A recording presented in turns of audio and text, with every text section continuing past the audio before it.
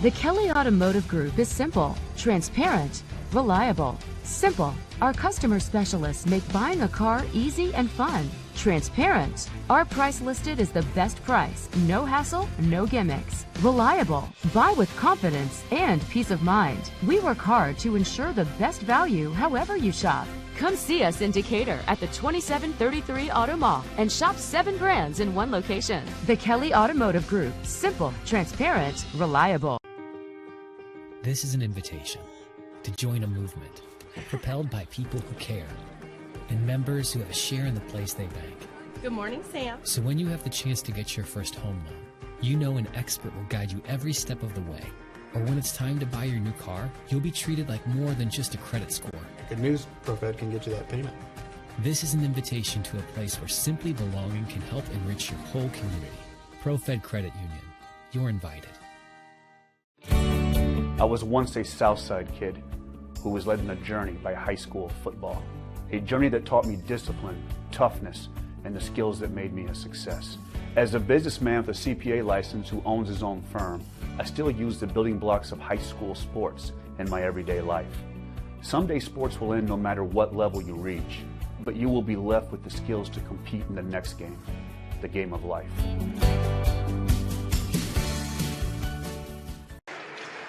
Well, good evening, ladies and gentlemen. We are at the Parkview Sport Wine Ice House for our brand new puck drop time at 9 o'clock now for the Fort Wayne Vipers and the Homestead Spartans. This is game 2 of today. Earlier today, the Carroll Chargers knocked off the Leo Lions by a final of 7-1. And things did get a little physical towards the end.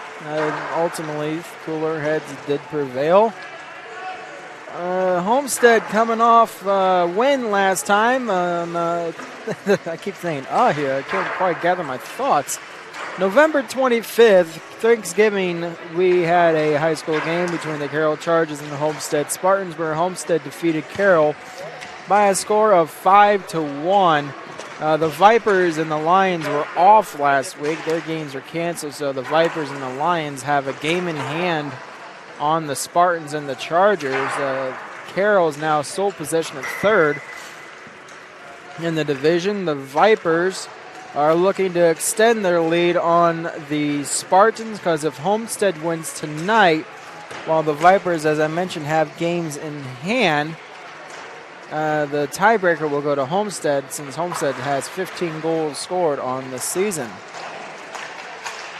So we have right with me Joe Hacker. He's going to be on camera for pretty much the first period. Then he'll rejoin me on the mic.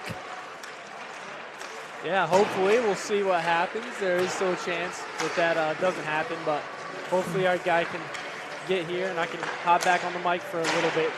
Here for this second one, which should be a good one. Probably the premier game that we'll be getting here for high school hockey, premier matchup. Yep, I do apologize, ladies and gentlemen. I see a lot of you have been asking about the audio. That was my fault. I forgot to, while our video clip tab on our video clip editor on our production truck was showing that there was audio there, I forgot I had the main audio on mute, so that one was on me. I do apologize. I see, I'm looking through the comments section here on Facebook, and yeah, that was my fault. I forgot to, while the audio on the commercials was there, I forgot I had the main audio on mute. So we are here. We are live. Everything is good to get going here. As I mentioned, Carroll defeated the Lions 7-1 in the earlier game. Highlights from last Wednesday's game. Zachary Juarez picked up 3 points, 2 goals and an assist. Matt Jeanette picked up 3 assists. And PJ Eisenbarger got a goal and an assist last week. Upcoming events. The only upcoming event looks like right now I have on my sheet is Cancer Night. That's looks like it's going to be on January 27th of 21. I heard that also that Senior Night has been rescheduled. They're trying to find a day where there's less restrictions available to allow as many people for the seniors as they can. Because most of them, they're playing high school hockey for the last night, and who knows, they can go on to the college level or, join the level like the Spacemen and the USPHL. So they're trying to make sure they get a nice day to where they have less restrictions and get as many people in for the seniors as they can. Yeah, hopefully by the time we get to that, it's near the end of the season in February, and we can have a full crowd in here, as many people as we would normally have pre-2020. But we just got to hope right now. I know things aren't doing great restrictions-wise here at the rink, but hopefully pretty soon we can start letting more people in again. Yep, and a couple people have been mentioning to me about questioning our YouTube channel. As I've mentioned, I've been trying to make sure I remember to mention it every week for those who tune in and they're looking for the YouTube. Right now, there's this new algorithm that came out with YouTube before the start of the season. You can only have one live event, it seems, per channel. And right now with high school basketball, they're going underway now, full swing, so that's pretty much going to be taking up YouTube. So to counter that, we have the broadcast up on Twitter and Facebook as normal. Facebook is normal. Twitter is a relatively new object to come out. And obviously we have it through SummitCitySports.com, but as for right now, at least for the foreseeable future, unless YouTube changes that procedure, algorithm, whatever you want to call it, until YouTube changes that, I highly doubt high school hockey will be on YouTube, at least live for a little bit. So we'll take a brief moment here to thank our sponsors that allow us to do this each and every week, each and every season. Today's broadcast is, of course, brought to you by SummitCitySports.com. Follow us on Twitter at 260Sports. That is 260Sports. Like our Facebook page, Summit City Sports. And be sure to subscribe to our YouTube channel. The Kelly Automotive Group is Indiana's #1 automotive group with over 1,000 new vehicles and 500 pre-owned vehicles to choose from. Please visit DriveKelly.com, the Kelly Automotive Group, where it's simple, transparent, and reliable. Tom Steele Tire has been servicing the Fort Wayne area for over 40 years. They will help you find the perfect tire for your vehicle, as well as other auto repair services like brakes, wheel alignments, engine diagnostics, and more. Visit their north location at 2620 North Clinton Street or their south location at 3530 West Jefferson Boulevard. And we'll take a brief moment to pause for the U.S. National Anthem.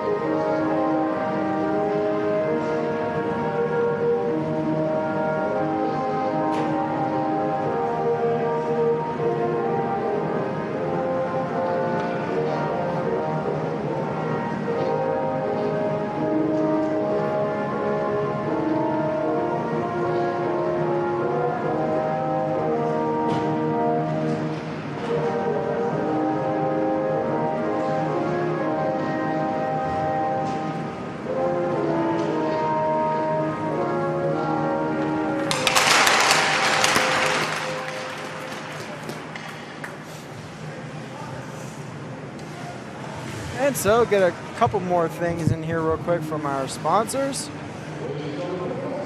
Big Eyed Fish has been around the Northeast Indiana area for generations. Like their Facebook pages for updated promotions. Enjoy the best fish in Fort Wayne in a family-friendly environment at Big Eyed Fish. And we'll get the rest of them during the intermission. Take a look at the starting goaltenders. First up for the Homestead Spartans, it looks like they're going to go with number 41, Lane Copeland. Copeland coming in, 2 wins, 70 saves, 2.26 goals against average, and a .886 save percentage. And in goal for the Fort Wayne Vipers, they're electing to go with senior Steven Yeiser, 2 wins on the season, 1.50 goals against average, and a .903 save percentage.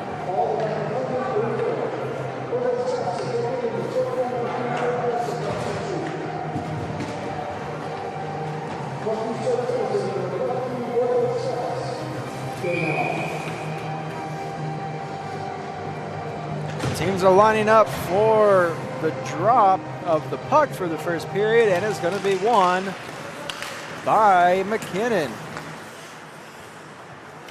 Along the near side boards, battling for possession and taken. PJ Eisenbarger with possessions, feeds it across the crease, and it is wide. McKinley dodges a check from Johnson. And right around the Tech logo, McKinnon puts it inside the Homestead zone. Nicole's there. He's pressured by McKinley. McKinley has 2 people just outside the crease. And the initial pass is blocked. McKinley with it again. Now feed to McKinnon. McKinnon a shot. That's wide. Looking for McComb on the tip. Oh, wow. We got McKinley, McComb, and McKinnon. The Mick line is, we should start calling them.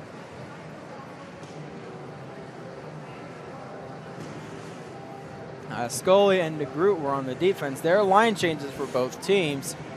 Looks like Reasoner Ormsby coming out with Knoblau and Ridge. Number 14 is there as well for the Vipers. That's Ian Scott. And coming down the racing was Besh. And that one's thrown in by Doherty, but it is shot up into the safety netting. Looks like Homestead's going with Asiala, Doherty, Besh, and Drew Brimner.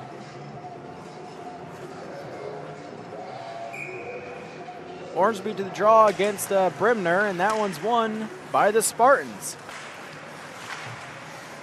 Tied up along the Homestead bench. It's into the Fort Wayne zone. That's cleared out by Knoblau. And Reasoner trying to get around the defense. He's sent down to the ice by Brimner. Still along around the bottom of the face-off circle. That one's cleared out by Doherty. And it's sent down the length of the rink for an icing.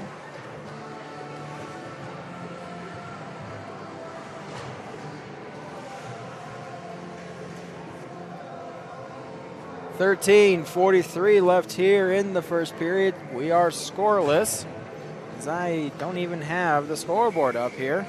My goodness, I'm off my game right now. Face-off won by the Vipers as Bertels won the draw. I think I pronounced that right. I do apologize. I've been mentioned that once before, but it's been about 2-3 weeks since we last saw the Vipers play. It's out to the point. There's Brown a shot, and that one's blocked in front. Out to the point again. Rice keeps it inside the zone, sends it down low. Looks like to Bertels. Brown out to the point. Still with possession is the Vipers. Trying to come away with it, but is put back in the zone by Bertels. That one now goes into the neutral zone, and that was chased down. And it's put in the zone by Spear, but it looks like Nicole's going to come away with it just inside the blue line as his stretch pass is intercepted briefly. Now here he comes. Nicole a shot, and that one is wide. Center long around behind the net to Juarez. Far side now, he's bumped off the play. It's loose just outside the crease and gathered in by Backstrom. Backstrom loses an edge on the play.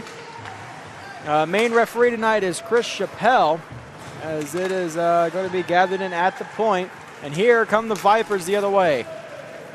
The Mick line, as I'm going to start calling them, of McKinnon, McKinley, and McComb are out now, and that's going to be picked up by number 74 for Homestead. That is P.J. Eisenbarger, and it's going to go the length of the rink to be played by DeGroot.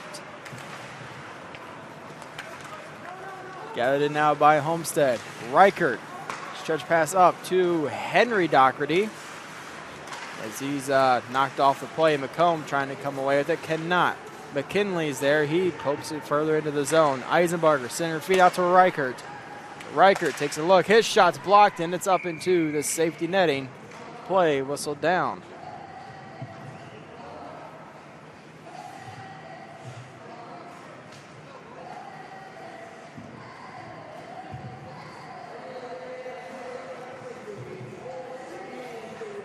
.11:36 left here in the first period. Face off inside of the Viper zone, and it's won by Ormsby. Ridge, stretch pass looking for Reasoner. It's intercepted by Asiala. Homestead, onside play. Eisenbarger gets it down low to the far side corner. Johnson gets bumped off, or he bumps Ridge off the play. Now it's coming to the near side. Here comes the Vipers. Reasoner takes a heavy hit by Eisenbarger, and now it is the Spartans the other way. That looks like Byler into the zone. Number 21, Aiden Byler, he got it into the corner, but it's intercepted by the Vipers, and here comes Reasoner the other way.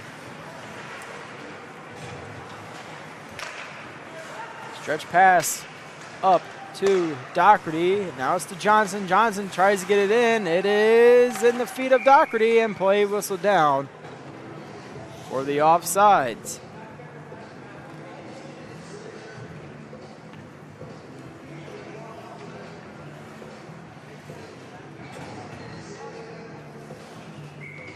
Face-off will be in the neutral zone. Brimner up against Bertels. Besh trying to come with it. Here's Drew Brimner.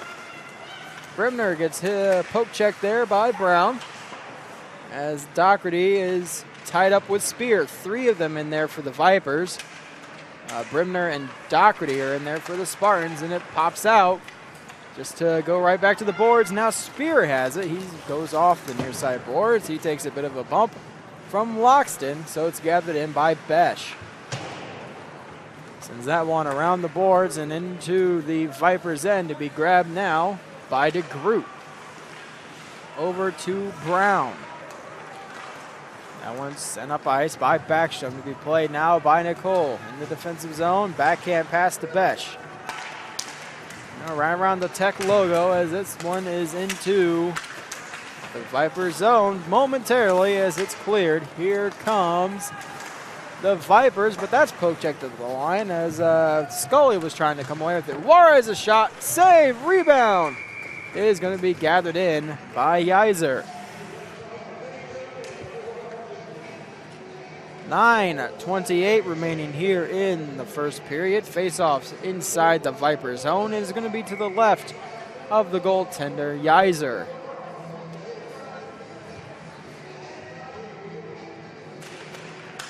Face-off won by the Spartans. Backhand pass by McKinnon, misses McComb, and it's going to go for an icing.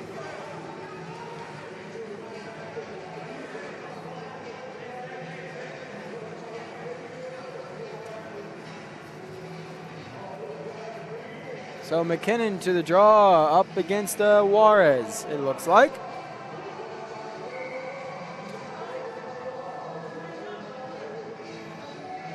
As the faceoff is going to be won by McKinnon. There's a shot, though. One of the Spartans got right behind McKinnon. Yiser had to be on his toes for that one. I believe that came from number 61, Gavin Elkins. Face-off won by McKinnon. This time he reaches behind him and pushes it to the corner. Jeanette's tied up with Scully as that one comes to the near side. McComb tries to get it up to McKinley. As now it's brought back inside of the zone. McComb with it now. He gets tripped up on the play. No call as they were battling for the puck. As hit is Scully. Stretch pass looking for McKinley. Misses him, and McKinnon couldn't quite get a handle on it, so now it's going to be played by Yeiser. Knoblau trying to clear the zone. He's able to do so as it's into the Spartan end. Here's McKinnon. He's got McKinley with him, but he loses it due to the defensive play by Henry Doherty. And there we have an offsides.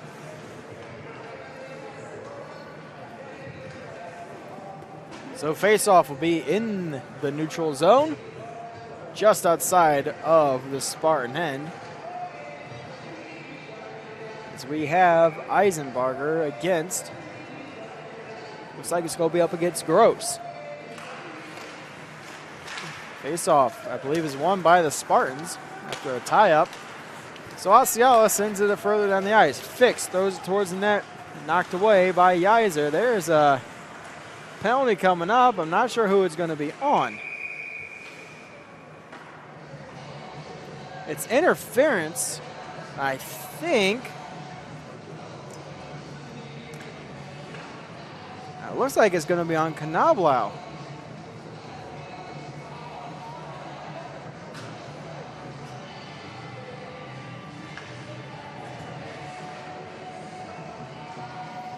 So 8:10 remaining here in the first period. The Spartans will have the first power play of the game.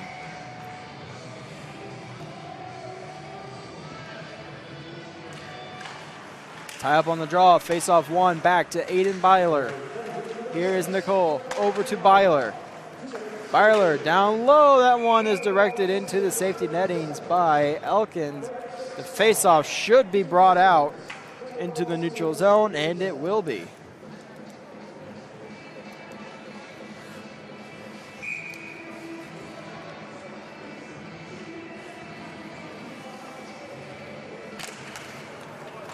Face-off won by Eisenbarger, but it's all the way back into the far corner of the Spartan end. Nicole has Reasoner in pursuit.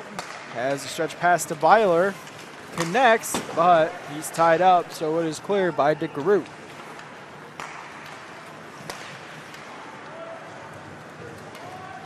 Along the near side boards, Reasoner almost came away with it, as now coming down the length of the rink. Besh chasing down DeGroot. Those two tie up along the boards. Kicked ahead by DeGroot to the corner. Eisenbarger, I think, was looking to go back to Besh. It wasn't there. There's a shot. Tipped in front by Elkins, and it goes wide. Reasoner has it. He'll throw it down the length of the rink, where it is gathered in by the goaltender, Copeland. And with about 50 seconds remaining in the man advantage to the Spartans, it is cleared out once again by Brown.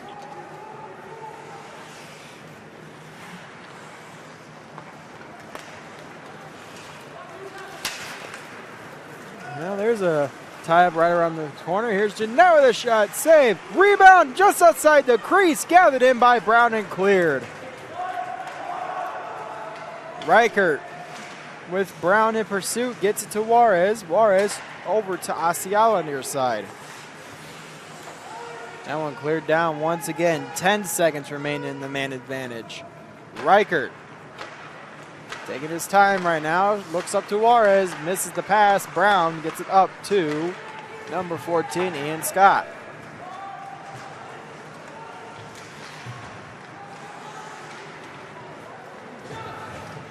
Reichert with it now. Up to looking for Juarez, but the pass is intercepted by Backstrom, and now it's going to be grabbed by Bertels.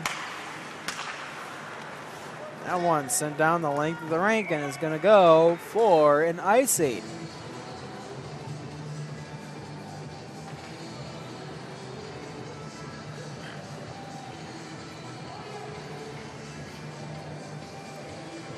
So 5:47 left here in the first period. Johnson was going to go up to the draw against, or I thought it was Johnson. Looks like it's going to be Eisenbauer against Bertels.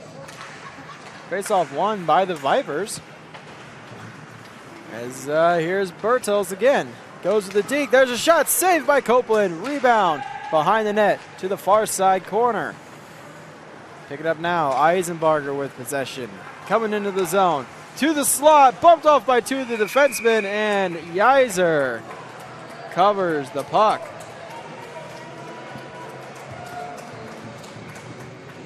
.5:26 left here in the first. Rejoining me on the mic, Joe Hacker.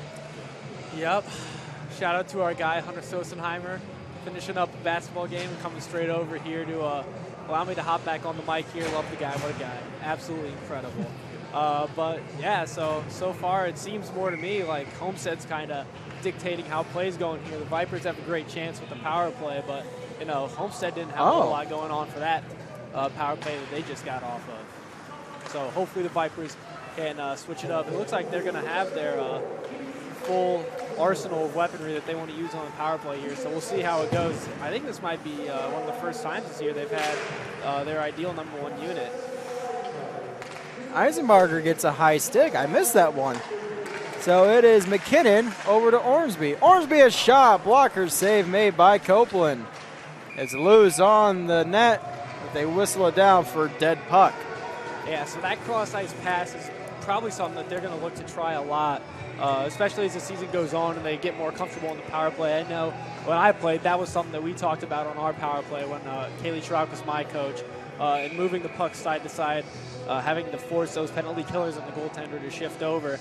Ormsby couldn't quite handle that one, but almost got a piece of it, so I think they'll probably try that again if they get the chance. That one's out to the point. Knoblau to Ormsby. Ormsby stretch pass over to McKinnon. McKinnon with a shot saved by Copeland. Out to Knoblau at the point to McKinnon. McKinnon with a shot, and that one's also stopped by Copeland. I'm liking what they're doing with the power play. It seems like they, you know, Ormsby, I was watching him during a lot of that, and his feet are like constantly moving. You see him constantly in motion, trying to get into an open area. And so that top of the slot area where they've been trying to make those cross passes, it seems like it's open for right now. I'm sure the Homestead coaching staff will be trying to adjust that, but I really like that look they're trying to get here with the Vipers. DeGroot walks the line. There's a shot pad save made by Copeland. As that one misses DeGroot, and now it's a foot race. Besh racing in. Yeiser has it now. He'll leave it for DeGroot. DeGroot hits the brakes, continues up the near side. Now to the middle. He gets a pass off to Bertels. Stretch pass to the far side. Finds Backstrom. Backstrom to the middle. Backhand. Stopped by Copeland. 43 seconds remaining in the man advantage to the Vipers. 4:09 left here in the first. It is still 0-0. As we have a face-off inside the Spartan zone to the left of the goaltender Copeland.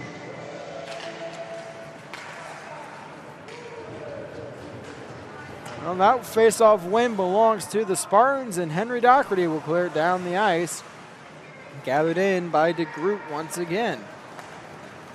Up ice, here come the Vipers. Over to Backstrom to the far side and into the zone.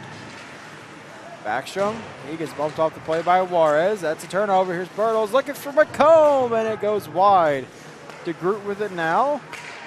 DeGroot to the faceoff circle to Bertels. A shot pad save made by Copeland. 10 seconds remaining in the power play for the Vipers. Out to DeGroot at the point.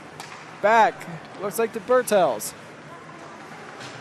Power play is over for the Spartans. There's a shot, and it's stopped by Copeland. Well, no goals there to show for the Vipers on the power play, but they had some chances, had some looks, and they did a good job of, at least for the most part, controlling the play. I know there at the end kind of had some clears by Homestead, but overall a good start on the power play there for the Vipers.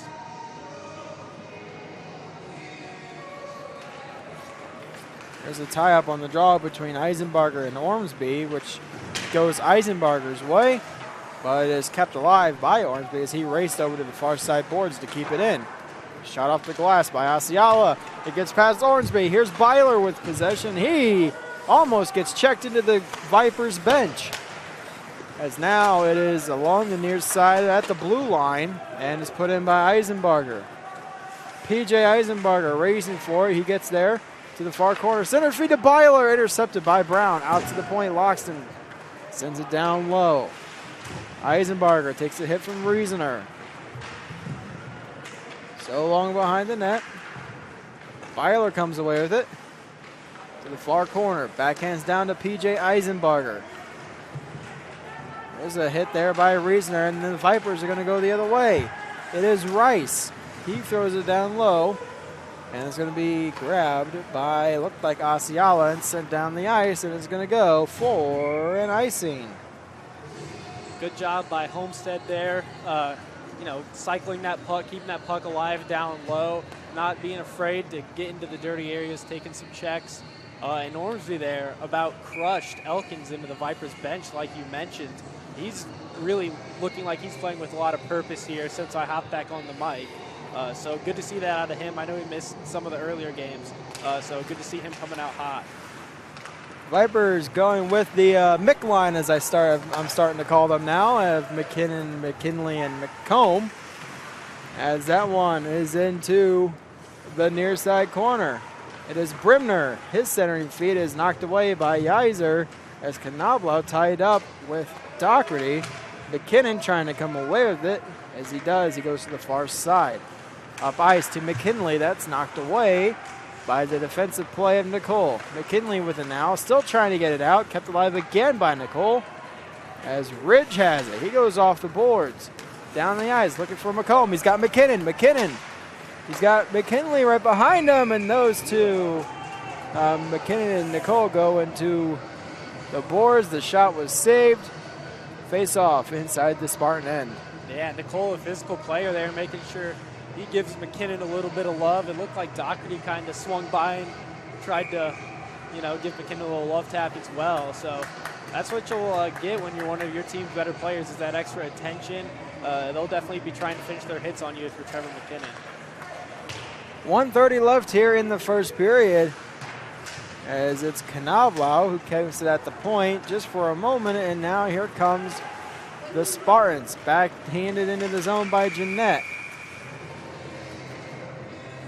As that one rolled on net, Yeiser covers it.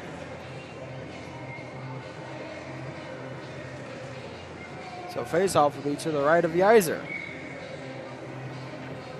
Juarez to the draw. And he'll win it, but it takes a funny bounce, looked like off one of the Viper skates, and it goes to the corner. That one is going to go along the length of the rink. Looked like Copeland was going to play it, and then he changed his mind at the last second to allow the icing. Yeah, I must have not expected it to be an icing when I saw the referee's hand up, or the linesman. Usually I think they would have waved that one off. I mean, maybe that's just me, but I don't think in high school it's the intention. I think they have to physically touch it. I think in the upper levels, it's once there's an intent, it's waved off. Here's Juarez with it now. He'll be bumped off the boards to send down low to the far side corner for Backstrom. Scully's there. That is a loose puck. Gathered in now by Jeanette. Jeanette to the low slot for Juarez, but it goes behind him. Doherty's there. Backhands it down low to Jeanette. Jeanette, centering feed. Only finds Bertels as it's gathered in by Asiala. That one's knocked to the high stick and waved off, as now it's going to be picked up by the Vipers. Up to Spear. Spear got pressure on him by Elkins. As it's along the near side and pushed into the Vipers' end. DeGroot has possession. He's hit by Elkins. Good job by Elkins to hold back a little bit. Saw the numbers. As that one is into the neutral zone. Up in the air. It's in the feet. And grabbed now by Nicole. He fans on the shot with 2 seconds left. That one's in the neutral zone. And that does it for the first period. We are scoreless. And we'll take a quick minute break here on SummitCitySports.com.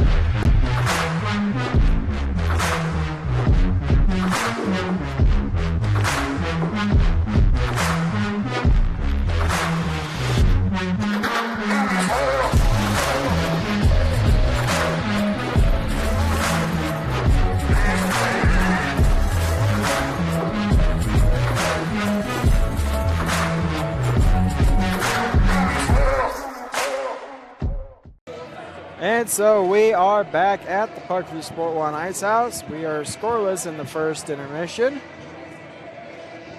No goals by either team, just a couple penalties here. Outside of that, just a bit of a back and forth game. Completely 180 than what we saw in our first game between Carroll and Leo. Yeah, Carroll really pretty much had their way with Leo in that game. I mean, 7-1, just a tough night out there for the Lions. Not what I would have predicted, but we've got us a good one going on so far here tonight, which is exactly what I think we were hoping for. These are probably, at least in my opinion, I don't know about you, Brandon, but the top two teams in the league. So this one could definitely go right down to the wire the way it's been going so far. Mm-hmm. Oh, yeah, definitely I can agree. McKinley, McComb, and McKinnon out there for the Vipers. Brimner, Besh, and Doherty for the Spartans, as that one goes just wide. Doherty with a shot, that one is wide. McKinley gets it out to the Spartan end. Loxton's there, he's chased down by McComb. Besh has it now, he's pressured by McKinnon, as is Drew Brimner. Gains the zone on the attack, bumped off by Rice. That one center feed, here's Doherty with a shot. Yeah, it looked like they were getting a little physical in there, so I'm assuming that's an in the crease call. Yeah, in the crease call. I thought at first he was going to call a goalie interference penalty, but nah. Just some bumping going on there, so not letting a potential goal happen and the Homestead crew explode when it gets called back. So faceoff is brought into the neutral zone, and the faceoff won by Eisenbarger. Brown with it, he goes to the near side for McKinley. McKinley goes around Nicole, but unfortunately the puck bounced off of Nicole's skate. So now it's a turnover. Here's McKinnon. He's got McKinley in the slot. And he will lose it as Eisenbarger boxed him out. Johnson with it now. That one's played by Brown. Into the Spartan end. McKinley looking for McComb, and he's hooked on the play by Nicole. And there's going to be a penalty coming to the Spartans. The Vipers go back on the power play. Is that Nicole's second penalty of the game? That would be his first. All right, I wasn't sure. Should be for hooking.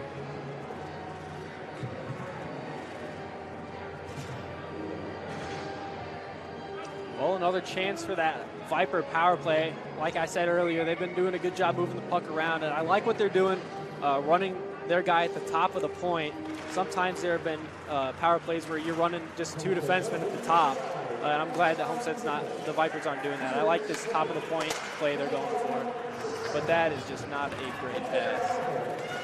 As you mentioned, that pass intercepted. Here's Juarez into the zone. He's bumped off by McKinnon. Ormsby with it now. Ormsby, far side. Saucer pass to the neutral zone. It is McKinnon, gains the line. Out to Knoblau, over to Ormsby, back to McKinnon, one-timer! Save by Copeland! It was there for McKinnon. It really was. I think he just might have taken half a second too long to get that one off. Didn't get all of it, but heads-up play by him. Usually in that situation, you probably just hold on to the puck and skate it down and try and get a different shot.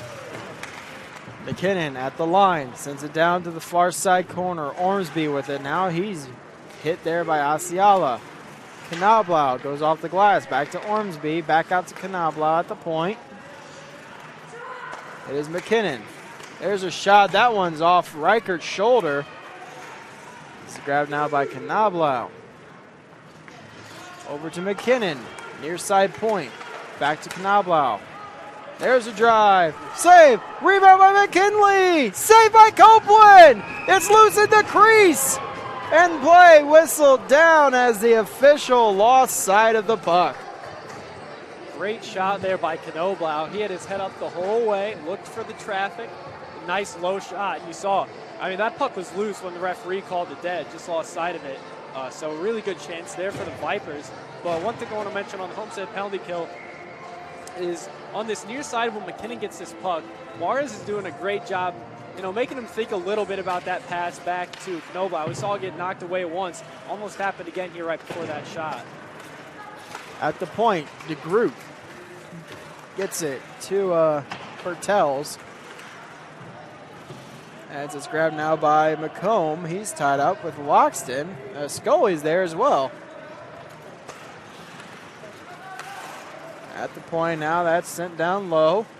And around the boards to McComb. McComb hits the brakes, goes back to the near side. Out to the point. Grabbed now by Bertels, a shot. Save! Rebound is up in the air, and it's cleared out by a Spartan defense. There's Eisenbarger tripped up on the play. That one goes for a shot into the safety netting, which, if I do this right, it should bring the face-off back into the Spartan zone due to where it was last played. Yeah, I believe so. That one just still got barely out of play, so kind of an unlucky break there for Homestead. The clearing attempt actually hit the teammate that was laying on the ice in front of him that kind of gave it that extra elevation. It still almost kept it in. Off a draw, Johnson throws it towards the net. It is wide. And now it is along the side of the net, near side. Johnson, center feet, it's in the crease, and Knoblau pushes it towards Yeiser to freeze it. Smart play, heads-up play there by Knoblau to just give that one to Yeiser for the freeze rather than kind of, there was some pressure there rather than panic and just like backhand it straight up to Asiala here at the point to just settle it down, reset. Now they got a line change coming out. We got the Mick line coming out, probably the Vipers' best unit. So you can see they'll probably get the puck out here. Never mind. Nicola drive, scores! Don't listen to me. I don't know what I'm talking about.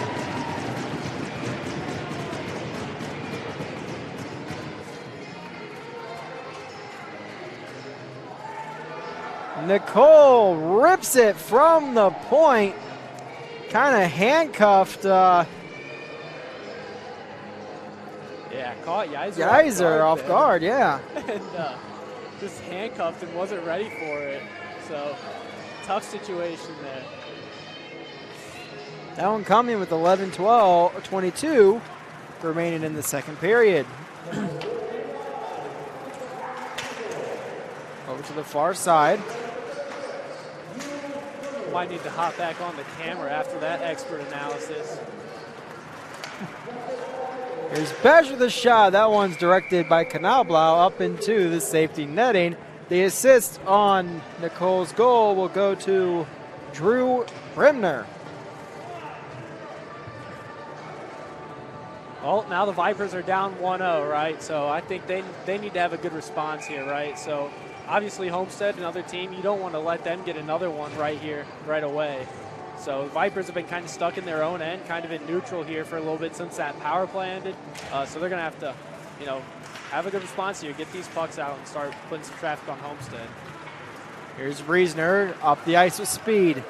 Onside play, Reesner to the corner. Out to the point. It is Knoblau who sends it down low. Reichard's there for the Spartans.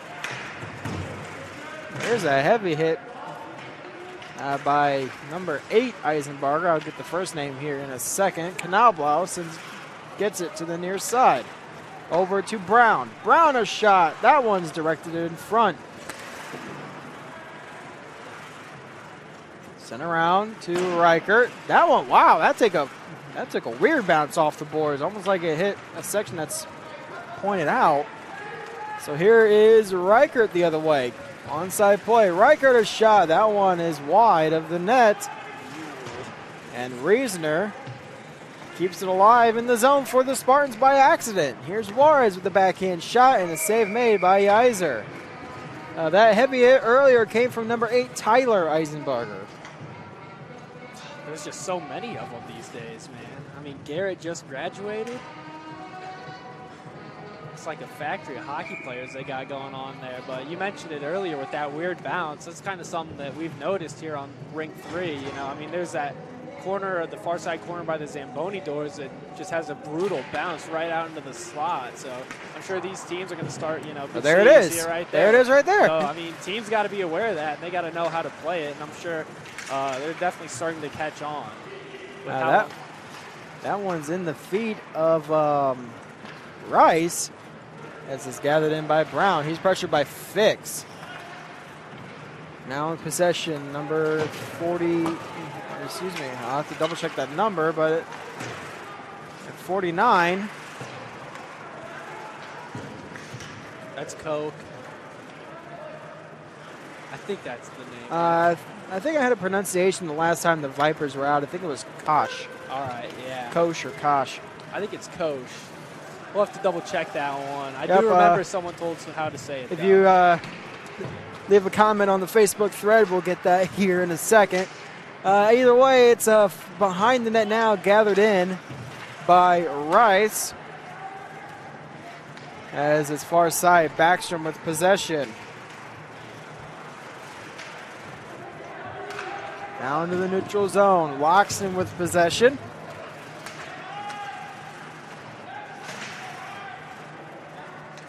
Still along the near side, it's flipped out of the zone. It's a foot race between McKinnon and Besh. McKinnon loses an edge. He goes off the ice, and it's now up to Doherty. Elliot Doherty pressured by McComb, and I think McComb was going for the loose mouth guard. Thought it was the puck for a second, as McComb has it near side corner. Takes a hit there by Asiala. Gathered in by the Spartans. That one's off the skate of Doherty, as it's now up to DeGroot. Sent around the boards. It's going to be gathered in by McComb. And tied up along the boards, gathered in by Besh. Down to the near side corner again. They're really playing these corners right now, as it is Bertels with it now into the Spartan end. That shot is stopped by Copeland. It's just outside the crease, gathered in by Brimner and cleared down the length of the rink. Did McComb try to go through the legs there to knock that one in on Copeland? I mean, I couldn't tell for sure from here, but either way, he was kind of behind the goal line, it looked like, from here, and just tried and get a weird bounce off of Copeland. It kind of fumbled around in front for a minute there. I'm not quite sure what happened. 7:36 left here in the second period. Face-off win by the Spartans. Jeanette, as now it is along the near side hash marks. Reasoner out to the point for Ormsby. Back to Reasoner. He's poke checked by Nicole. It goes out to the point, or at least tried to get it to Scully. So Ormsby has it. Over to DeGroot. DeGroot is shot. Stick save made by Copeland. That one's off the body of DeGroot. It's into the high slide, gathered in by Nicole. Where the Spartans play it. Doherty throws it towards the net, as it's going to be played by DeGroot. Shot, and that's gloved by Iser, who keeps it alive. Vipers with possession. It's a turnover to Scully. There's a penalty coming up to the Vipers. Yeah, when Scully lost that puck, it looked like he tripped up Jeanette. I believe that's the player that's going to go. He was at least there. So another chance for Homestead to add to that lead as we approach the last part here in the second period. So Scully goes to the box.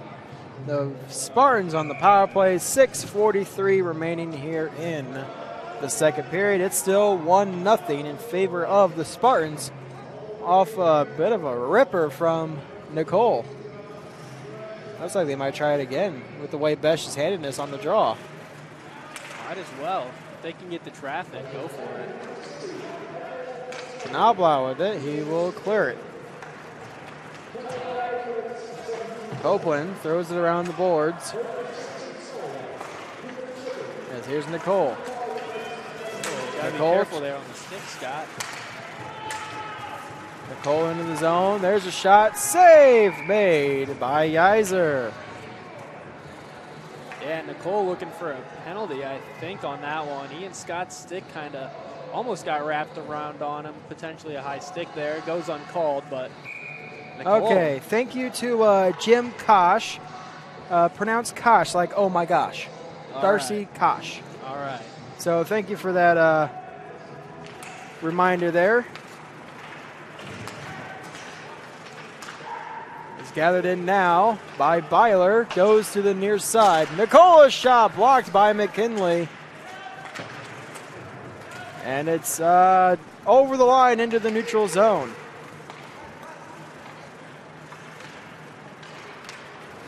Byler with it now. Gains the zone on the attack. To the corner. Centering feed. It is in the slot. Gathered in by number 21 of the Vipers, Blake Ridge, and cleared out of the zone. Ridge in the neutral zone sends it in. Knocked down by the goaltender Copeland. Nicole's there. He'll get it over to Besh.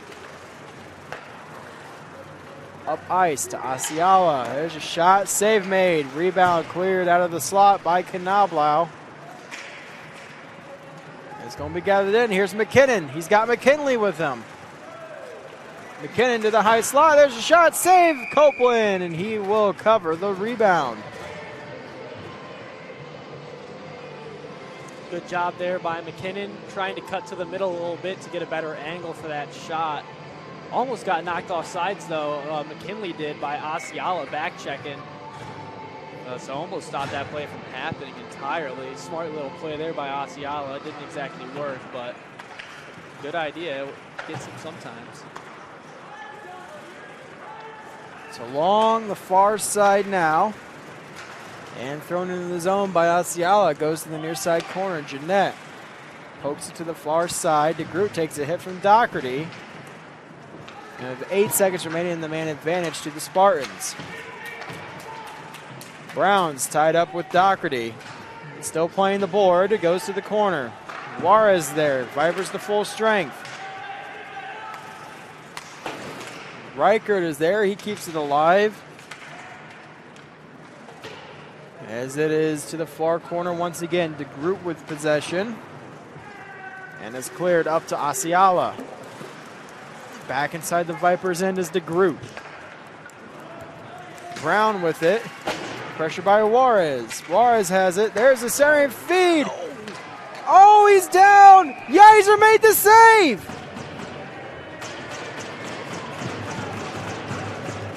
Oh, man. It might have just been from my angle, but if Doherty stays on the forehand there and just takes like a step to the right, he's got Geyser entirely out of position. Oh, man. That is so tough. I'm not quite sure what the hesitation was, to be honest. I thought if he could rip that, that was an easy goal. I thought he was going to try and get a little tap there, like straight in, but I guess he just might have not been really expecting it. You know, sometimes you park it out front, but you don't necessarily expect the puck to come to you wide open like that. Might have just panicked him a little bit, but man, that's tough. But he's going to get plenty of more chances like that if he continues to play that way. Just a big body parking it out in front of the net. That's going to be his bread and butter this year, and probably the main reason they moved him up to forward, I would have to imagine. Up ice, that one's knocked off a stick as it is brought inside of the Spartan end to be cleared out by Loxton as it's along the blue line. Eisenbarger tried to get it in. That's into the safety netting. Play whistled down. Let's see if I do have that replay. I think I did capture that. Yeah, so here we had the 2-on-1. Let me back it up just a little bit more. So yeah, he was right there, back door all day, and the hesitation. allowed Yeiser enough time to regather himself. As a tie-up on the draw, it goes out to the point. Send around the board. There's another one of them bounces off that Zandor. It literally happens every time. It's unreal.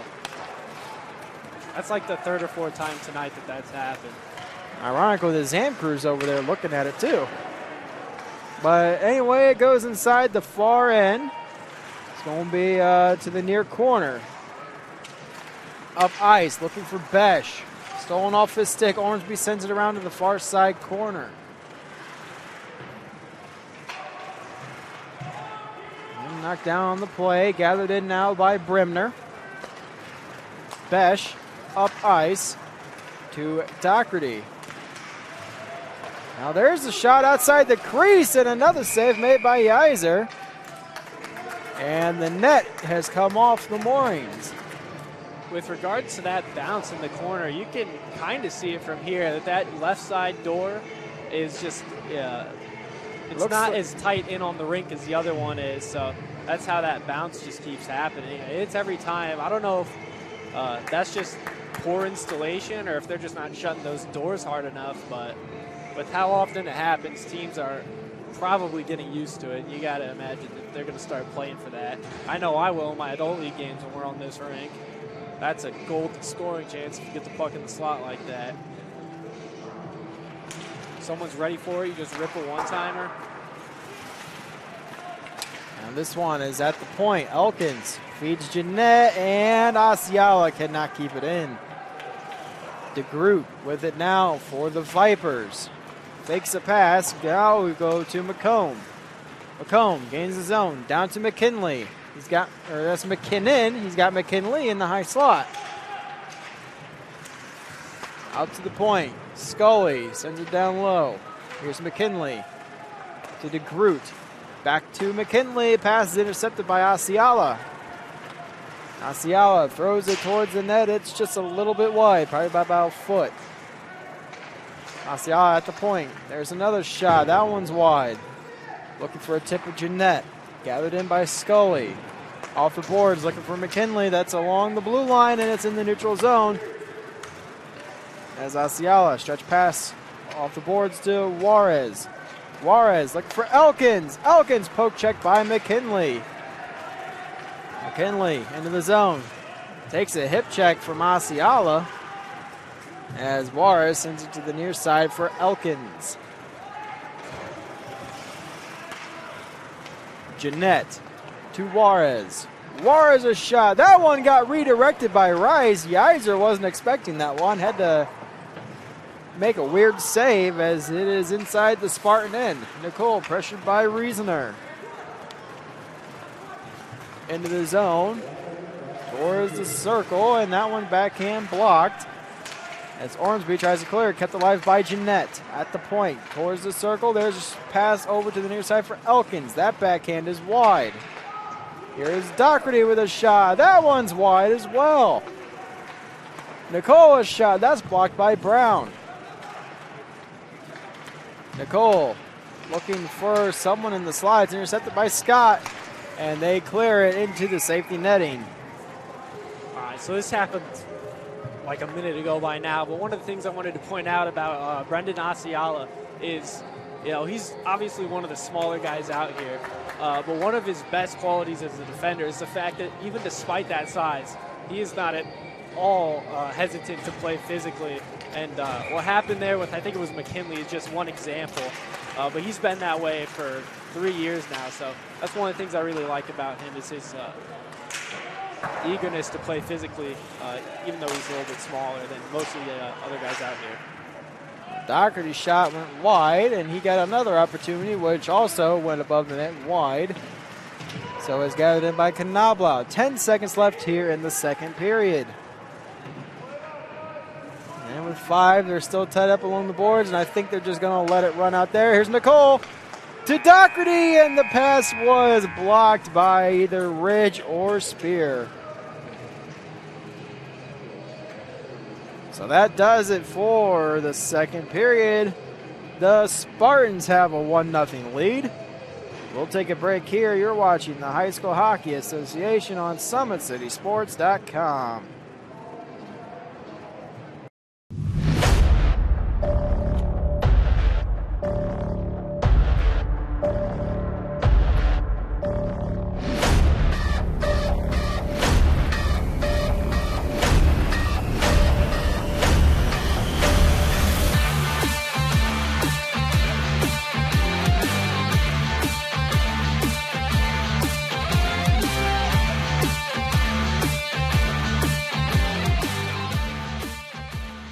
This league promotes finding diamonds in the rough. Kids that didn't have an opportunity, they're on the wrong team, they had the wrong coach. If we can find those kids, which we have 20 of them now, that we build a team in 45 days.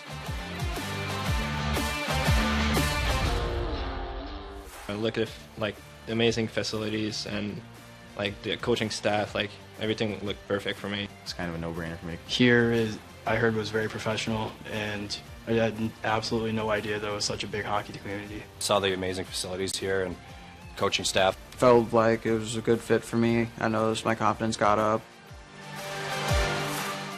I think the system starts with what you do off the ice, right? And that's been our biggest challenge, right, is taking these kids from different places in the world, right, and bringing them in and trying to establish a culture. And it's been difficult, right, to teach discipline, to teach accountability, to show up on time, right? That's where it all starts.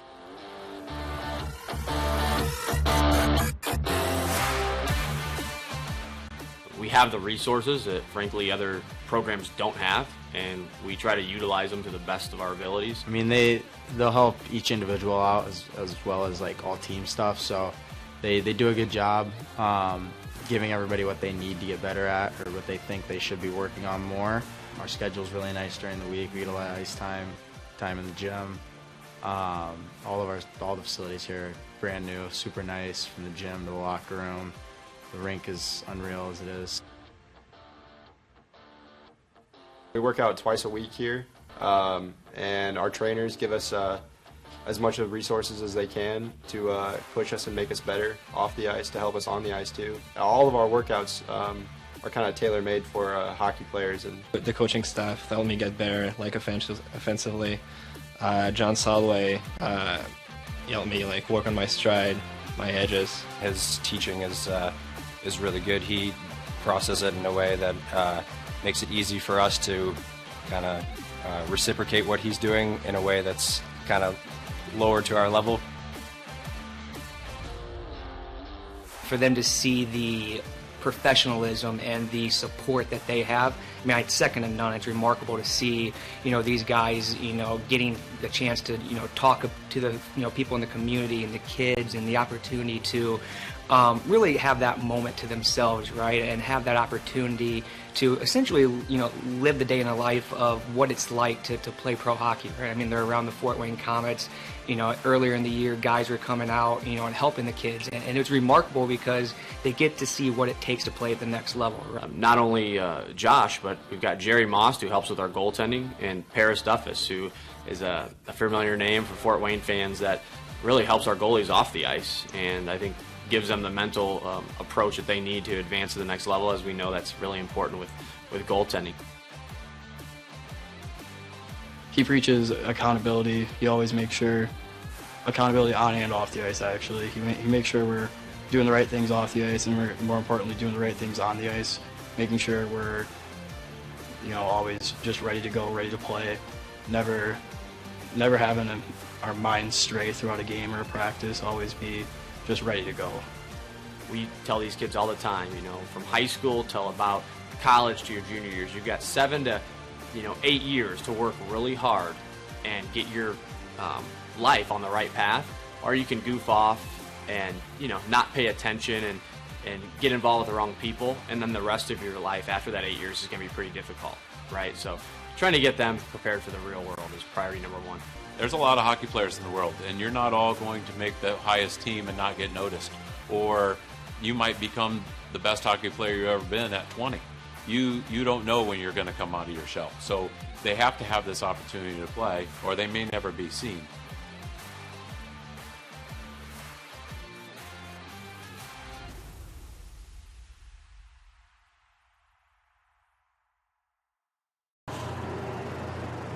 right, we are back here at the Parkview Sport 1 Ice House. We are in the intermission here with the 1-0 Homestead lead over the Fort Wayne Vipers. Only a couple replays to show here. First is going to be the goal that we have here. So this one, like I said, it might have caught you guys by surprise. Here we have a simple face-off. Drew Brimner wins it back, and then Nicole just rips it. I don't think Yeiser really saw it until it was already almost past him. Yeah, well, that puck kind of squeaks out there from, there was a little bit of a battle there for the face-off. It just kind of squeaks out to Nicole, and he wastes absolutely zero time and just pounds that one on net. So, yeah, it looked like Yeiser wasn't quite in the ready position for that one. It just kind of came up high on him, and he wasn't quite ready for it. Well, it's like they always say, just throw it on net. You never know what's going to go in. And in a tight game like this especially, just get pucks to the net. Follow it up. And then later on, it's Homestead pushing once again. Brown has it, and he gets stolen. Juarez with it. He had, I believe that is Nicole back door all day, and it's just Yeiser just, I don't know how he kept that out. Just scrambling, man. I mean, that was tough. If Doherty shoots that puck straight in when he gets it right off the start, I mean, I think that's an easy goal. He's probably a little upset with himself about that one. Kind of lit up like a Christmas tree when that one came to him. But, yeah, I mean, way to recover there from Yeiser and the defense. So, yeah, that just shows you how close, And, I mean, that's a puck that just gets to the net. You got to have those chances buried.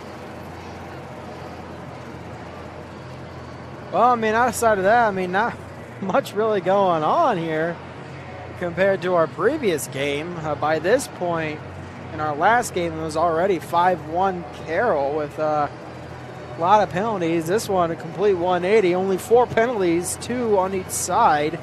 Not only the 1 goal, so, I mean, not much to say about the game so far. Just back and forth. Yeah, really tight game, kind of like what you would expect between these teams. So, I think the next goal is obviously going to be critical. I mean, starting the third period, it's a 1-goal game. If at the rate this game is going, if Homestead gets the next goal, that would probably be it, depending on how soon they get it. But the Vipers get it, and we're going to be in for quite the finish, I think. So the game has been extremely close to this point, and I would expect that to kind of continue here. But it seems like Homestead started to assert themselves a little bit more there in the latter half of the second period. So Vipers are definitely going to need to focus on starting fast, down a goal especially, and kind of, getting back to their game. It seems like they haven't exactly had their A game tonight, at least in my opinion, compared to what we've seen out of them in the past. Obviously, they haven't played Homestead yet. Like I've been saying, probably the 2 best teams. So the Vipers' results so far have been against probably weaker opponents. So it's kind of getting to an important time here for the Vipers, a little bit of gut check time. I don't know how much practice they've, either of these actually, well, Homestead's been fine. I don't know how much practice the Vipers have had due to some of their quarantine issues. I don't want to make that as an excuse for the Vipers, of course. It's just something to think about potentially. This could be their first time back on the ice together since they got out of that situation. But again, not an excuse, so we'll just have to see. They got to come out here and start quick and try and get the first goal on this period. Yep, Zamboni's off the ice. We'll be returning here momentarily. While we wait for the teams to return the ice, we'll go to commercial break. You're watching high school hockey on SummitCitySports.com.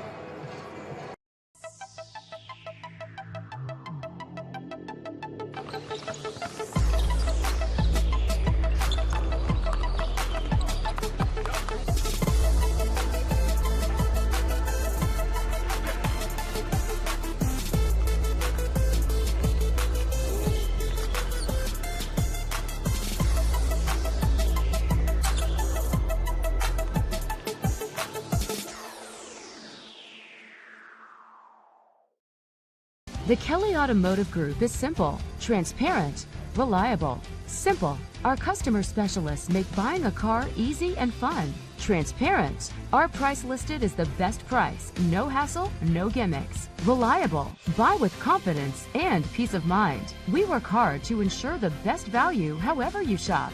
Come see us in Decatur at the 2733 Auto Mall and shop 7 brands in one location. The Kelly Automotive Group. Simple, transparent, reliable. This is an invitation to join a movement propelled by people who care and members who have a share in the place they bank. Good morning, Sam. So when you have the chance to get your first home loan, you know an expert will guide you every step of the way. Or when it's time to buy your new car, you'll be treated like more than just a credit score. Good news, ProFed can get you that payment. This is an invitation to a place where simply belonging can help enrich your whole community. ProFed Credit Union. You're invited. I was once a Southside kid who was led on a journey by high school football. A journey that taught me discipline, toughness, and the skills that made me a success. As a businessman with a CPA license who owns his own firm, I still use the building blocks of high school sports in my everyday life. Someday sports will end no matter what level you reach, but you will be left with the skills to compete in the next game, the game of life.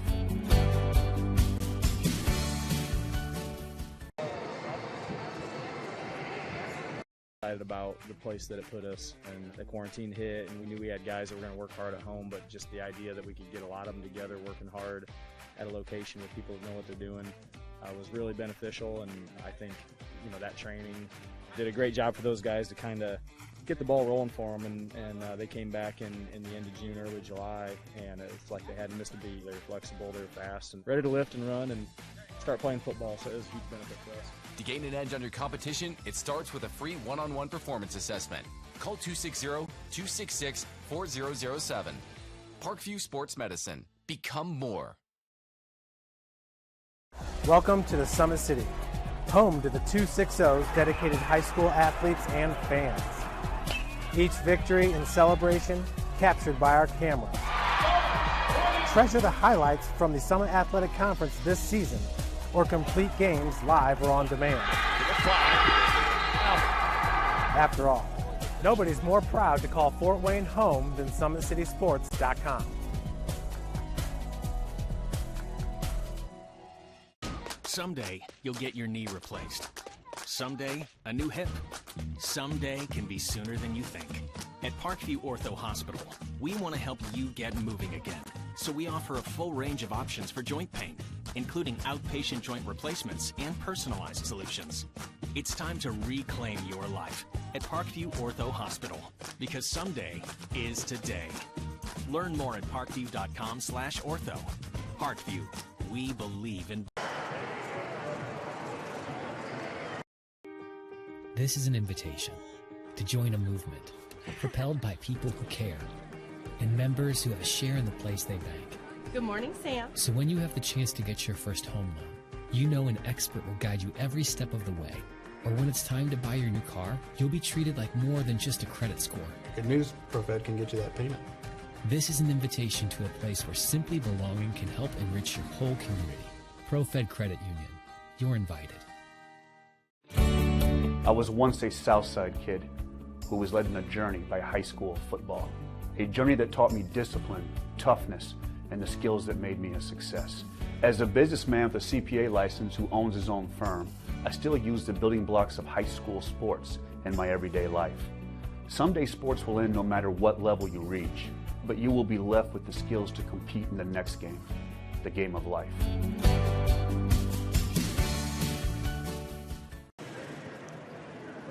Teams have returned to the ice here at the Parkview Sport One Ice House, as Homestead, as I mentioned, still holding the 1-0 lead. As we talked about in the intermission, we probably don't expect things to spread out too much. The way these teams have played, both have played great defensively. Yeah, we say that now, but I mean, we saw what happened on that Homestead goal, so I mean, I don't want to be saying anything too definitively here and make myself look stupid again. But that's fine. The Fort Wayne Spacemen have done that to me about 20 times already this season. Yeah, man. speaking of the Spacemen head coach Kaylee Schrock over there on the bench. So always a good thing. And, you know, one thing I was thinking about, so there's on these rosters, there's a Fort Wayne Spaceman, you know, denoting those players. I think that's more not necessarily for the actual Spaceman, but for the Spaceman U18 team, which is why there's so many of these players that are indicated on the Spaceman.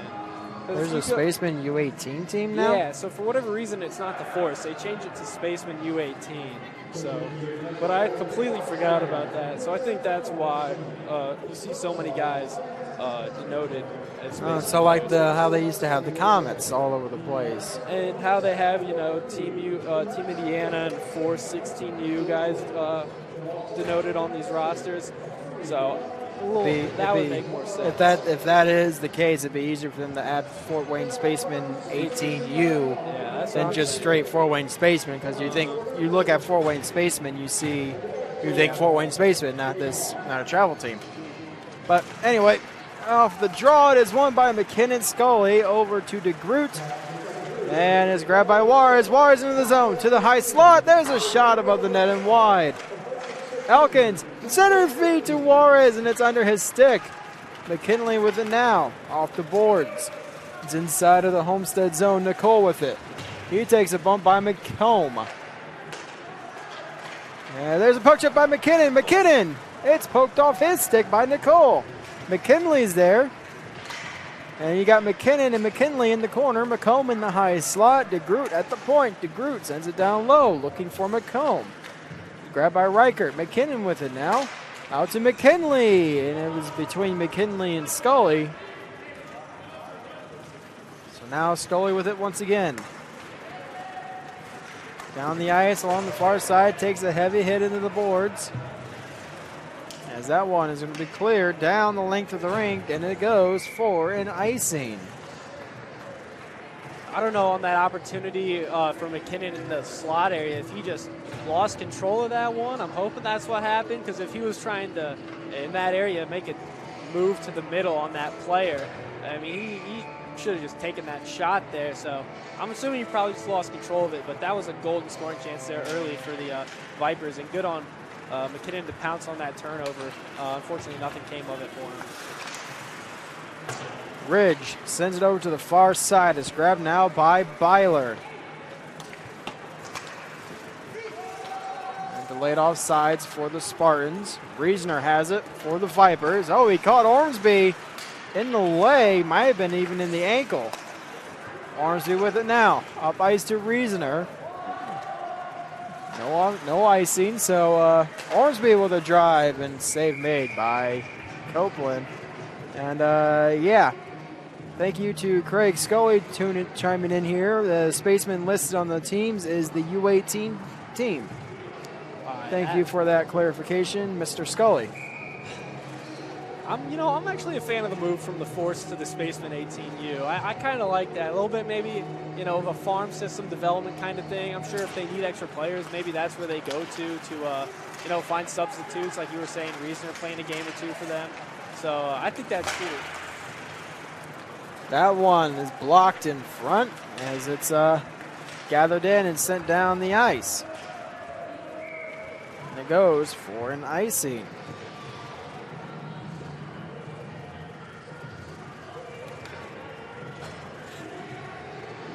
So the faceoff will be brought all the way back down inside of the Spartan end.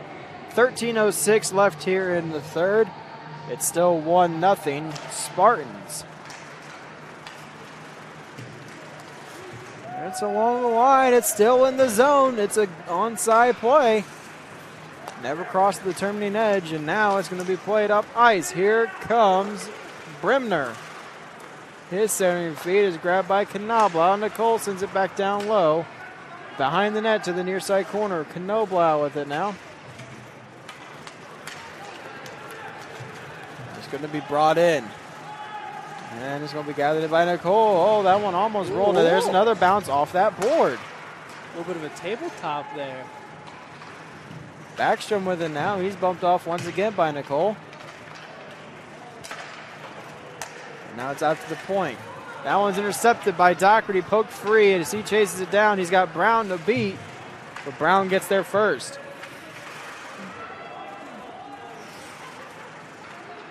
Brown goes back to the far side. One hand pushes it towards Backstrom, but it's intercepted. And now gathered in by Rice. Along the near side. Spear with it now. He will take it to the far side. And now it's up to Elkins. Elkins off the boards. It's down low, looking for Juarez. Behind the net now into the corner. Juarez leads it out to the point. Reichert a shot. That one's blocked in front. Elkins centering feed, knocked away by Yeiser. Rice off the boards. Doherty with possession. As it's now gathered in along the hash marks of the faceoff circle. And it's kept alive by the Spartans. It's in the feet of Brown this time and cleared. And he's going to go for an icing. Yeah, those bounces really hit off that Zamdor when you're coming from the near side corner and going around to the far side. Them bounces on that off those Zamdors are just, I don't know if they need to melt the ice down around that door or something or what. It's just... Yeah, well, one thing I noticed... we don't play at the Joe here. Yeah, one thing I noticed when they came out of the intermission is that door is still kind of staggered. So obviously it's more of a problem than them just not pushing it in a little bit harder in that certain instance. It's more of a permanent thing. Here's Nicole with it now behind the net. As he brings it to the near side boards, it's going to be played, but it's offsides. It was delayed offsides, and then it was called. And they're going to bring it all the way back inside of the Spartan end.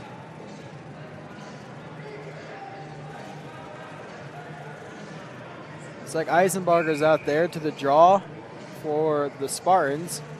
Got the Mick line out there for the Vipers. McKinnon, McKinley, McComb. Face-off won by Eisenbarger. That one's off the boards. Wrapped around to the far side. McKinley pressured now by Eisenbarger. I got to figure out which one that is. That's PJ Eisenbarger as McComb dodged a hit from Nicole. Sent around to the near side. Scully trying to keep it in. Battling Johnson for possession. As it's gathered in by Asiala. Goes off the boards near the Spartan bench. McComb backhands it down low. Asiala is there far side. 10:23 remaining here in the third.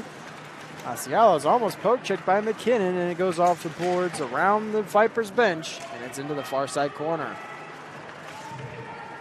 Eisenbarger tries to feed the slot. That'd be Johnson. No, it goes off the side of the net, and it's now at the near side corner.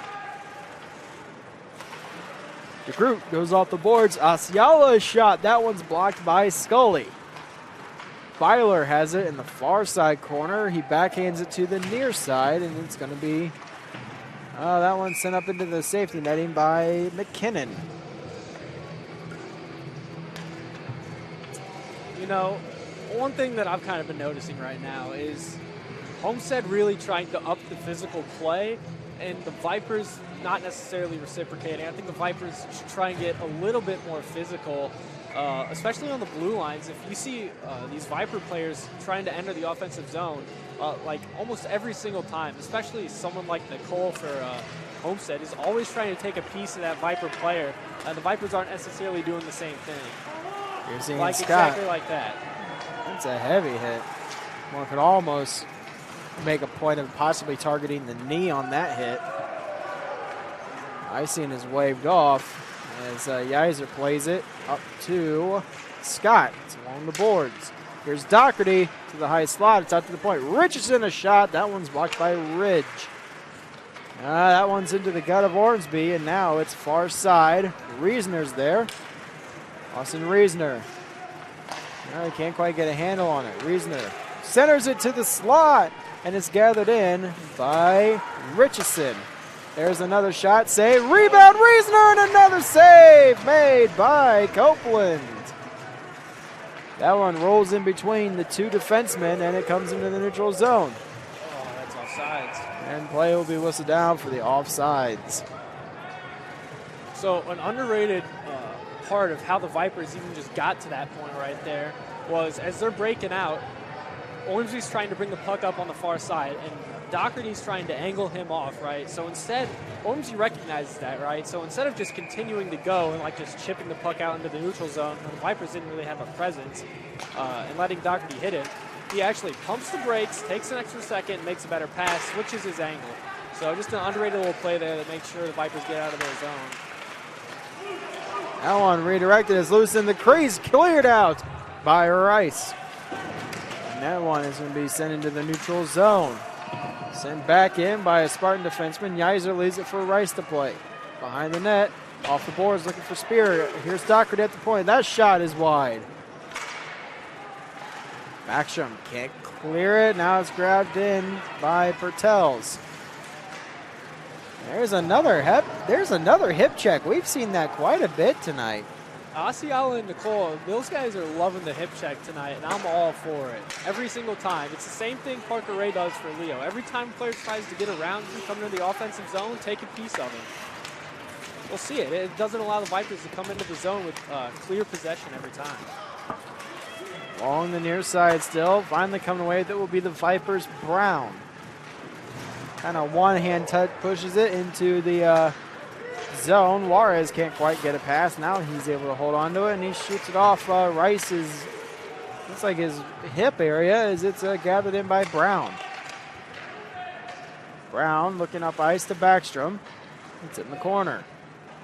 Backstrom sends it across to the near side. It's going to be Henry Doherty, a shot. That one's blocked in front. Doherty trying to get down low. Cannot. Here comes the Vipers, and Spear had to dodge a hit. And plays whistle down for the offsides. And the Vipers, with 7-10, they're down by 1. Nicole coming to that play with some heat, coming in hot. And I think it was Spear who felt that one, got out of the way. I mean, that could have been brutal, but I mean, it just goes to show that these Homestead defensemen are playing physical, and it's starting to show in the Vipers, starting to be a little bit more shy to go into situations like that. Off the draw, over to DeGroot. DeGroot with it now as he's pressured by Johnson and Eisenbarger. Bremner looks like he took a hit there. Or no, that's Loxton, excuse me. And now it's poked into the zone by Nicole. One wrapped around the boards. Loxton with possession. Shot along the ice. That one is knocked away by Yeiser. And that is Kosh. Sends it over, tried to clear it, could not. Eisenbarger with it now. Right up behind the net. There's a penalty as he pulled, he grabbed Smith's leg and lifted him up off the ice and then put him down onto the ice. I've never really seen that play before. That's like a wrestling move, kind of. You know, the kids these days are trying to reinvent the game. You know, you got to switch up the strategies. It doesn't work out for them. Holding. Is that I don't think is PJ. No, it is PJ. Also, that one isn't going to help them out, and absolutely critical here for the Vipers to at least get the momentum going. With only 6 minutes to play, still down a goal. Holding's an understatement on that one, to be honest. He held him in the air. There's McKinnon. As that one goes to the far side corner. There's a heavy hit. Out to Canavlau at the point. Over to Ormsby. Ormsby toe drags with the shot go wide. McKinley with it now. Out to Ormsby at the point. Ormsby over to Canablau. Over to McKinnon. His pass over to Ormsby is knocked away by Juarez as now Ormsby has it. Ormsby fakes the shot over to McKinnon and he didn't quite get much on it. So now here comes Nicole the other way. Boxed out there by Canablau. And we're going to have a penalty. Interference on the Vipers. That is so tough. It could have been fine. It's just the player falling, I think. You know? I think it was fine for a second or two, but as he kept holding him, as the puck drifted further and further away, I think that's where the interference now comes in. It would be fine because then that'd be a normal It should be like a normal box out or something. Yeah, I was thinking they might let it go if both players fell, but yeah, that is tough for Knoblau. And so now, I mean, on the other side of this, it's not going to be long, but now Homestead's going to have about 45 seconds on the power play, which is not a situation the Vipers want to have themselves in here late in this game. Behind the net now, it's going to be gathered in by Reasoner. We're going to have a penalty on the Spartans on Doherty. Oh, they could even call that one if they really wanted to. That might be a slight It's going to be on interference as Doherty threw a stick down that belonged to a Vipers player. All right, I didn't catch that one, but everything I just said about Knoblau, forget it. Honestly, I think the Vipers are probably going to be more happy with this outcome than they were to begin with, because now they're going to get 4-on-3. They might even take a timeout here to try and talk this one over. So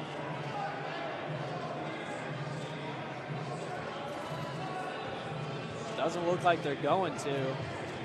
No, I think, to be honest, I think head coach DJ Fisher was kind of expecting them to call a timeout as well. Yeah, because he didn't have anybody on the ice. Yeah, Jake Kirkpatrick, the assistant, was drawing something up. Interesting personnel decision here from the Vipers. Not really following anything with their normal power play units. So we'll see how this goes for them. I'd assume they're probably going to try and play a tight box here, which I'm not necessarily a fan of that option, but I'm not the coach, so. Juarez intercepts a puck from DeGroot. Heads up. Scully takes a hit from Nicole. Here's Reasoner. It's the brakes on Juarez. They tie up on the boards.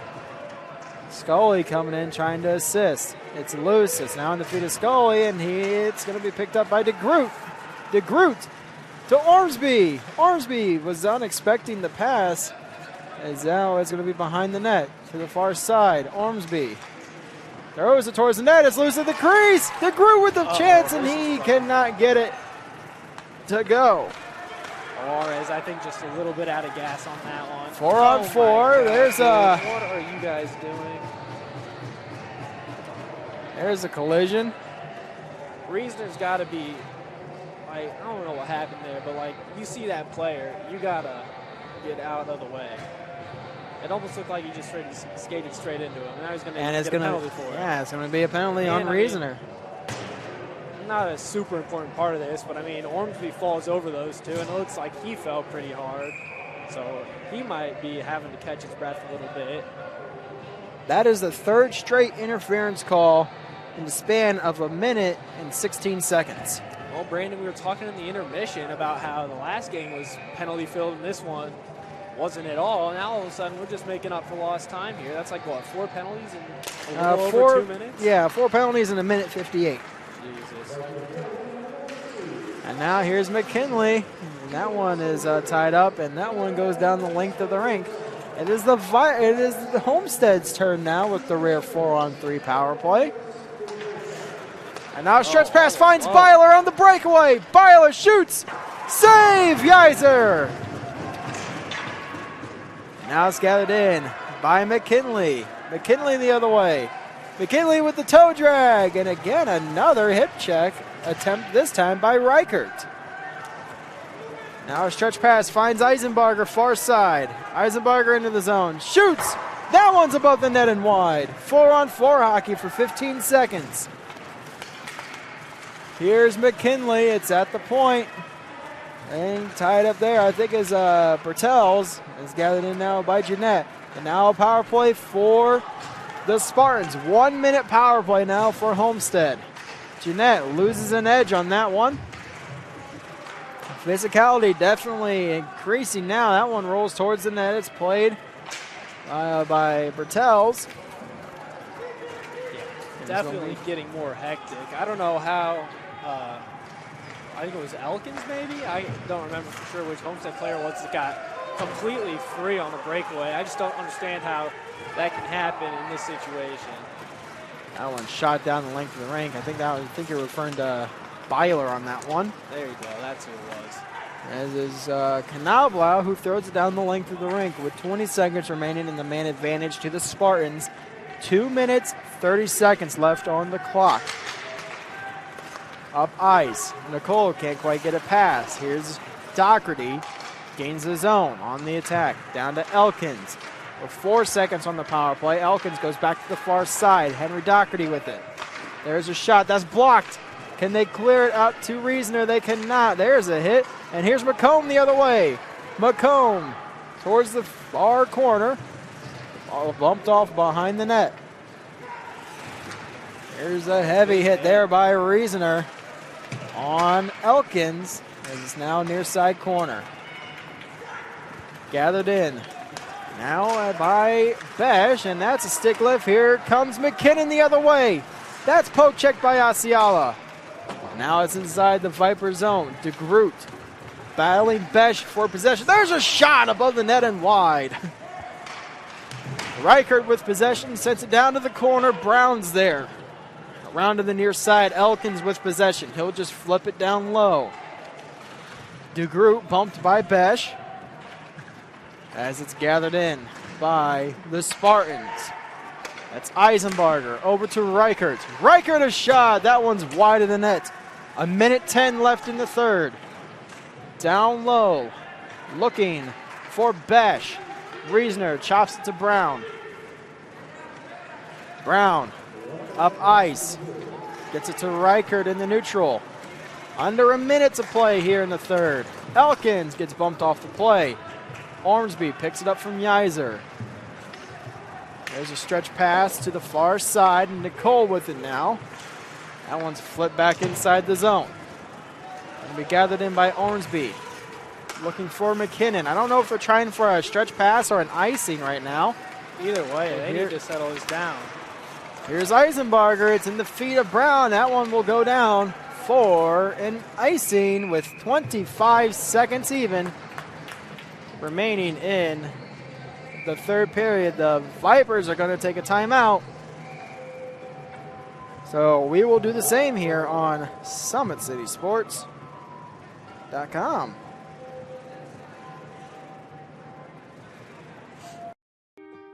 This is an invitation to join a movement propelled by people who care and members who have a share in the place they bank.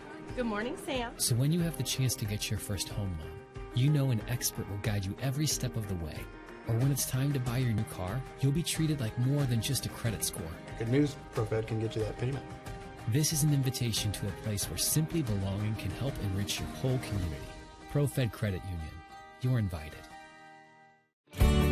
I was once a Southside kid who was led on a journey by high school football. A journey that taught me discipline, toughness, and the skills that made me a success.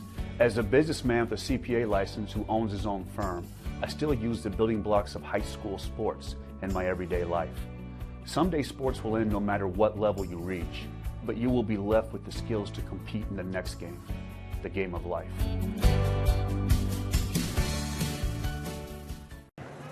All right, coming off the timeout called by the Vipers. It's still 1-0 with 25 seconds left here in the third.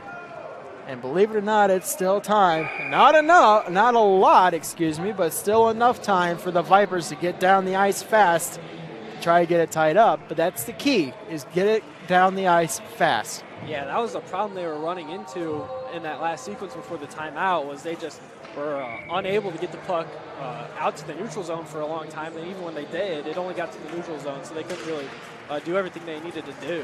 Face-off won by the Spartans. That one directed towards the net. Here's Knoblau with it, with 17 on the clock. Scully with it. Up ice to McKinley. That one's into the zone. It's intercepted by the Spartans. Doherty off the boards down to the neutral zone. McComb with it. 2 seconds. 1. And that will do it.